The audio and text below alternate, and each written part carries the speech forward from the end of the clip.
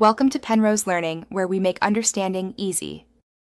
You start by preparing the photo and context so Chatgpt can act precisely.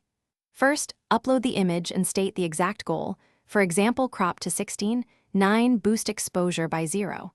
5 stops, remove blemishes. Once uploaded, give one clear sentence about style and one constraint like max file size or aspect ratio. This reduces back and forth. Make sure to include reference examples or color values if you want a specific look. It speeds the process and improves accuracy. Now you detail the edit sequence and explain why each change matters. Tell ChatGPT to crop first to preserve composition, then adjust exposure and white balance to set the base, and finally apply selective retouching for skin or details.